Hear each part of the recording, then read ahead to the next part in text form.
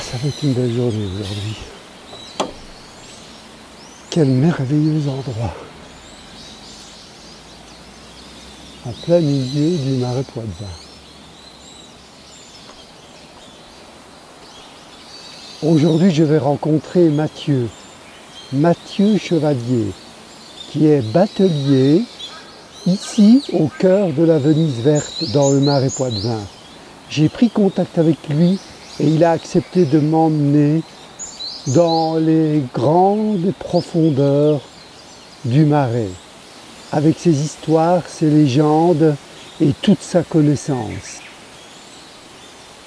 Et pour rejoindre Mathieu, je vais enfourcher mon beau vélo rouge. Je vais parcourir une dizaine de kilomètres le long des canaux et pour enfin arriver près de lui. Allez, c'est parti pour le marais Poitevin, à la rencontre de Mathieu, chevalier du marais.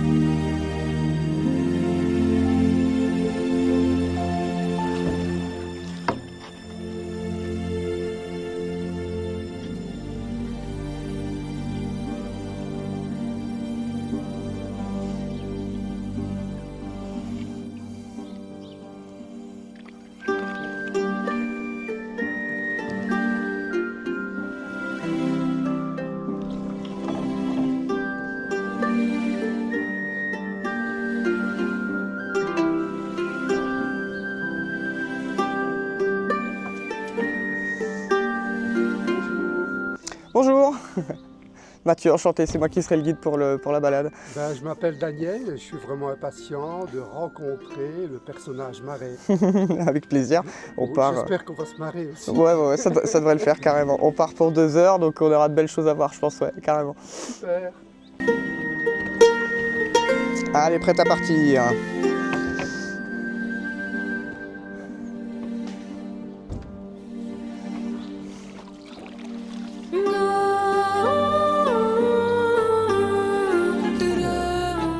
On se trouve ici dans le Marais, un territoire qui est entièrement artificiel, qui a été aménagé, qui a été creusé. Tout ce qu'on verra et tout ce qu'on voit dans le Marais Poitevin est arrivé il y a maintenant quelques centaines d'années. Les tout premiers à s'intéresser au secteur et à vouloir aménager la région, ce sont des moines, des ecclésiastiques et les moines bénédictins, comme on dit. Donc on est aux alentours des années 1000, 1200 dans ces eaux-là. Et le Marais Poitevin n'est pas un territoire très connu à l'époque. On l'appelle le golfe des Pictons. C'est un secteur extrêmement marécageux. On est sur de l'eau salée, l'océan s'engouffre et remonte assez loin dans ce golfe, quasiment jusqu'à l'actuelle ville de Niort. Niort aujourd'hui est située à 70 km de la mer, mais à l'époque, l'eau remontait quasiment jusque là-bas. C'est un territoire qui est extrêmement riche, de par les allers-retours de l'océan, de par les quelques rivières qui se jettent dans ce golfe, beaucoup de sédiments, beaucoup d'alluvions marins, de très bonnes terres vont s'accumuler, se créer, et le golfe va s'envaser. Quand les moines arrivent, ils constatent la richesse du milieu et cherchent à se protéger de l'eau salée, qui s'engouffre toujours à marée haute, mais qui découvre maintenant à marée basse de grandes vasières, des secteurs pas très sains, pas très cultivables.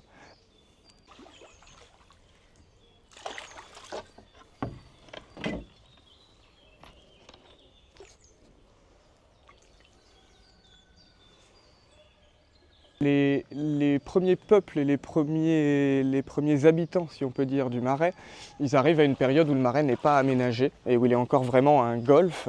Et donc ils s'installent sur les pourtours de ce golfe, essentiellement au nord du Marais, qui devient la Vendée aujourd'hui, et au sud sur les Deux-Sèvres. Et donc on a les Pictes, les Pictons, qui vont donner le golfe des Pictons, qui vont donner Poitevin, Poitou, Poitiers et toutes les villes un petit peu plus au nord. Et on aura les Saintons au sud qui vont donner les villes saintes, et la ville de Saintes en l'occurrence. Alors les premiers peuples, et donc les Pictes et les Pictons, comme je disais, sont installés et sont un peuple assez éparpillé, si on peut dire. On est très peu structuré à l'époque, on vit de peu de choses, de pêche, un petit peu d'élevage peut-être, mais les territoires du Marais sont encore très inaccessibles. C'est quand même une zone extrêmement riche pour la chasse et pour la pêche. Mais voilà, on vivote. À l'époque, on n'a pas de métier à proprement parler. Tant qu'il y a à manger sur la table à la fin de la journée, c'est qu'on a bien réussi notre coup. Voilà, donc c'est des peuples et des territoires qui survivent, qui vivent vraiment au jour le jour, je pense. Ouais, et à partir de l'aménagement du Marais viendra la sédentarisation, les champs, l'agriculture, l'élevage qui va se développer de manière beaucoup plus importante. Alors le bateau qui nous promène, le bateau qui nous emmène, c'est la plate, comme on l'appelle chez nous, une barque à fond plat. Elle est extrêmement stable, prévue pour transporter des charges lourdes, du bétail, de l'argile, du bois, des récoltes. Voilà. C'est des bateaux de transport avant tout. Aujourd'hui ils sont aménagés, ils sont un peu plus touristiques, mais ça reste à l'origine des barques de transport.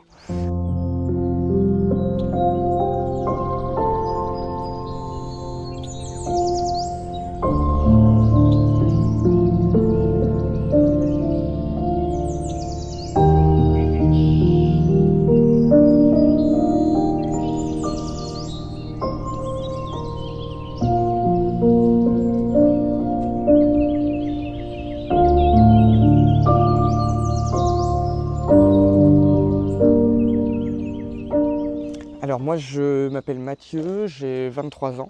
Je suis né et j'ai grandi dans un petit village qui s'appelle Saint-Hilaire-la-Palud, qui est à un quart d'heure d'ici du Mazo. Je suis né du côté de Sévrien, du Marais Poitevin, et j'y suis très attaché parce que ça a été mon tout premier métier, si je puis dire. J'étais étudiant, j'avais une quinzaine d'années, et j'ai commencé à pousser les barques en juillet-août pour me faire un petit peu de sous.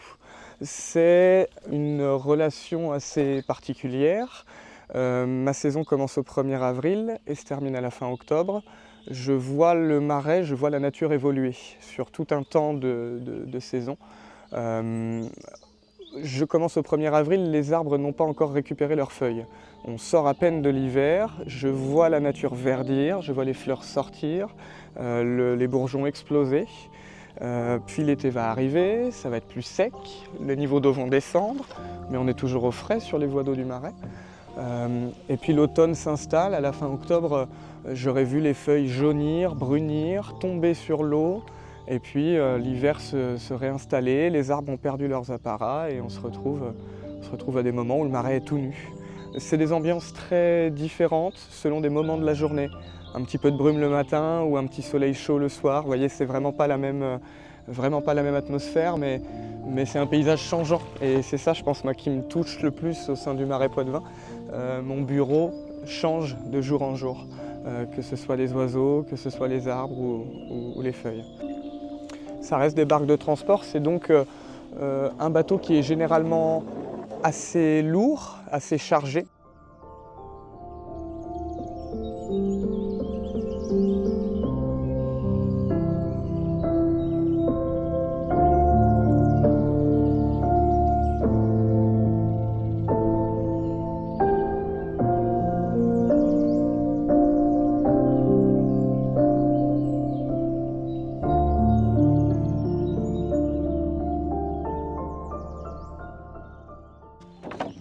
Donc la pigouille, qui est l'instrument traditionnel du batelier, moi j'y suis particulièrement attaché. Je suis menuisier charpentier de profession. C'est un métier auquel je suis assez attaché. J'exerce plus du tout cette profession, mais je suis très attaché au bois et à la sensation qu'il procure. La pigouille, généralement, on en a une qui est la nôtre. On ne se l'échange pas, on ne se la prête pas. C'est un outil de travail et ça devient... On le connaît. On connaît ses courbes, on connaît ses formes. Elle a des coins, des replis. Et à force de l'utiliser, on finit par s'y faire, comme un charpentier se ferait à son marteau. C'est exactement le même principe.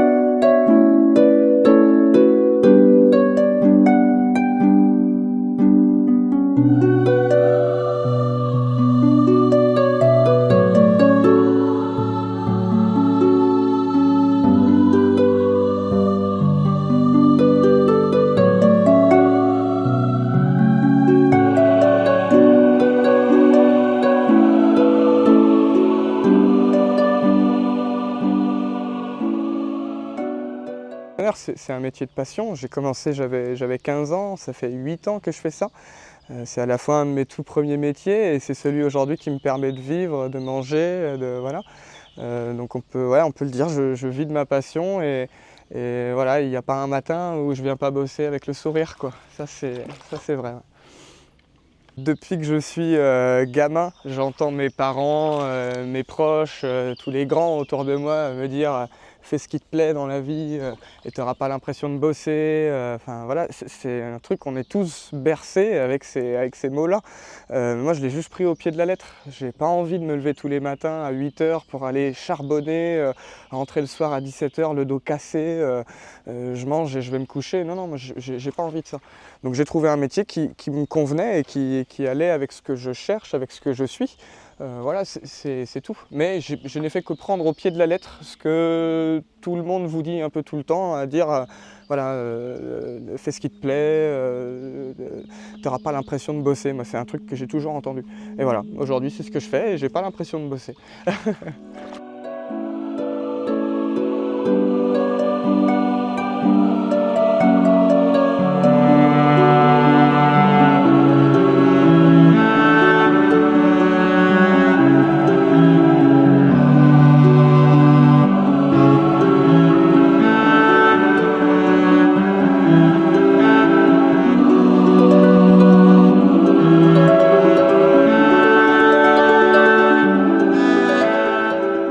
Un des grands sites ornithologiques de France, par exemple, avec beaucoup de passages d'oiseaux, et notamment d'oiseaux migrateurs.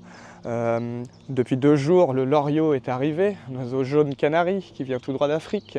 Voilà, c'est un territoire assez bougeant.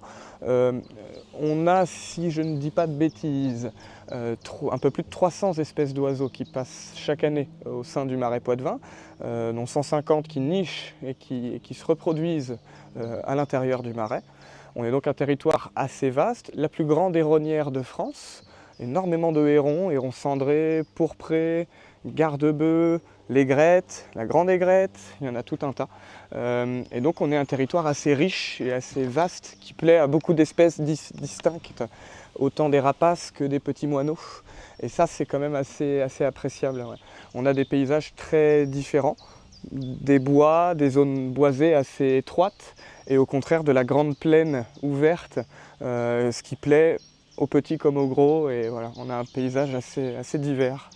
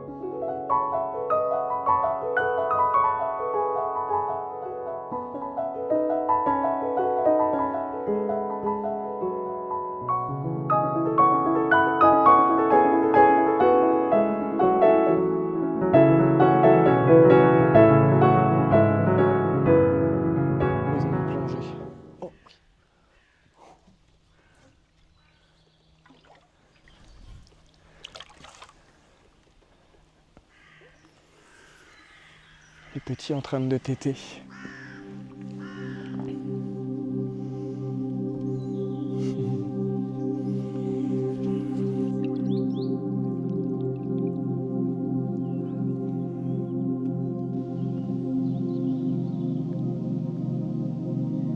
Et nous rattrapons maintenant un canal particulièrement large, une belle autoroute. Il fait la jonction entre le village du Mazo, notre port principal, et la Sèvre niortaise. La Sèvre niortaise est le fleuve le plus important et l'axe, la colonne vertébrale du Marais Poitevin. C'est l'exutoire principal. Toutes les petites voies d'eau se jettent dans la Sèvre, qui se jettent à l'océan. Et c'est elle qui vide et qui désengorge l'eau du Marais. Ouais. Alors, le Marais s'étend de Niort jusqu'à l'océan sur plus ou moins 70 km. C'est entièrement navigable et praticable via la Sèvre niortaise notamment, mais aussi via les plus petites voies d'eau. Mais aujourd'hui, il est complètement possible de naviguer de Niort jusqu'à l'océan, voire même de Niort jusqu'à La Rochelle. La Rochelle, c'est le canal de Roncey, qui a été creusé en bonne partie par les bagnards de l'île de Ré. Sur l'île de Ré, il y a une prison en activité aujourd'hui, mais qui était un bagne anciennement. Et une bonne partie du Marais Poitevin a été creusée par les bagnards rochelais. Ouais. J'ai commencé la batellerie dans un petit embarcadère qui s'appelle l'embarcadère de Montfaucon. C'était à Saint-Hilaire-la-Palud, du côté de Sévrien du Marais. Et je pense que c'était l'un des meilleurs endroits où commencer, sans vouloir faire le chauvin ou le... Voilà. C'est déjà un patron qui était extrêmement passionné, enfin qui est extrêmement passionné, et qui accordait beaucoup d'importance à la formation de ses guides. Donc tous les guides du Marais ont un petit stage de 2 jours qui est dispensé par le parc naturel régional, les gens qui gèrent le Marais Poitevin. C'est pas une formation diplômante et c'est une petite base pour tout le monde, mais généralement les patrons et les embarcadères forment après leur guide en interne. Et nous, moi personnellement, j'ai passé 3 mois à venir, pas quotidiennement, mais tous les week-ends, je l'ai passé là-bas, à partir avec des guides et des touristes pour entendre comment ça se passait, pour apprendre le discours, pour apprendre le geste, la technique. Et donc, moi, je remercie et je suis très heureux d'avoir commencé là-bas avec Alexandre, mon patron. Voilà, très heureux. C'est, je pense, le meilleur moyen par lequel j'aurais pu arriver dans ce métier. Je suis arrivé par le meilleur point de vue, si on peut dire. Un point de vue pas très économique, mais très comment dire, précis et intéressant. Ah, elle a été mal refermée cette nasse. Quelques écrevisses. L'écrevisse de Louisiane, exactement. Elle a les pinces rouges, on le voit bien, elle est vraiment rouge-orangée, c'est quand même assez flagrant. Il y a un poisson-chat qui traîne à l'intérieur aussi, qui est mort apparemment. Il a été mangé par les écrevisses, je pense. Alors, normalement, la nasse, elle sert traditionnellement à attraper l'anguille. L'anguille, c'est le poisson local et c'est le poisson un peu emblématique du Marais. Il n'y a plus beaucoup d'anguilles, puisqu'elles sont braconnées et elles sont pêchées quand elles sont jeunes au niveau de l'océan. Alors là, vous voyez, la trappe était mal refermée. On va essayer de faire quelque chose de bien quand même. Donc, si ça ne tenait qu'à moi, je les relâcherais. C'est interdit par la loi, étant donné que ce sont des espèces invasives et classées comme nuisibles. Elles dégradent énormément et elles sont très voraces, les écrevisses de Louisiane. Et donc elles posent des soucis aux autres espèces, et notamment à l'écrevisse européenne, parce qu'il y en a une qui a toujours vécu dans le secteur. Est-ce que je vais réussir à refermer ça? Comment se fait-il qu'elles soient là? Elles ont été importées, c'est pas facile de dire quand, j'ai pas en tête exactement quand, pourquoi, comment, mais elles ont été importées. On n'est pas tout à fait sûr que ce soit volontaire comme import. Ça pourrait être une erreur, elles sont dans un conteneur, vous voyez, sur un cargo ou quoi, ça pourrait être ça. Mais il y a quand même de bonnes chances que ce soit quelqu'un qui se soit dit bah elles sont 2 fois plus grosses que les nôtres, il y a plus à manger dessus. Et pourquoi on ne la ramènerait pas chez nous? Et c'est souvent comme ça que ça se passe, malheureusement. En fait, il faut être extrêmement doux. Oui, pas nécessairement besoin de pousser comme une brute, au contraire. Mieux vaut aller bien qu'aller trop vite et devoir diriger et perdre du temps et de l'énergie à faire le gouvernail.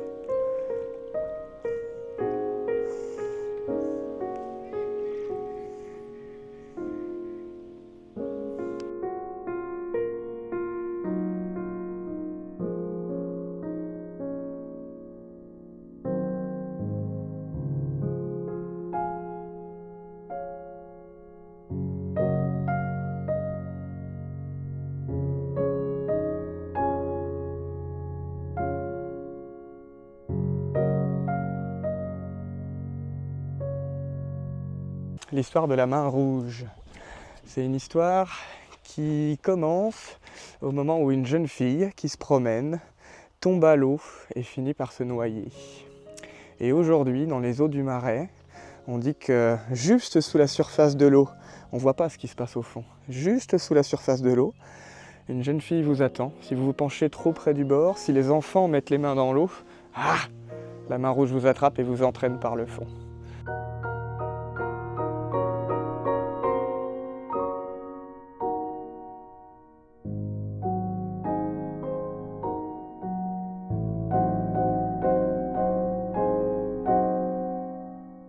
Mais une des histoires locales, c'est Gargantua. Gargantua, un géant qui s'est baladé dans le Marais. Tous les villages du Marais sont posés sur des petites bosses. Je vous disais, il y a encore quelques centaines d'années, l'océan était encore ici. Et à l'époque où l'océan était là, il y avait déjà quelques îles au milieu du golfe qui sortaient la tête de l'eau.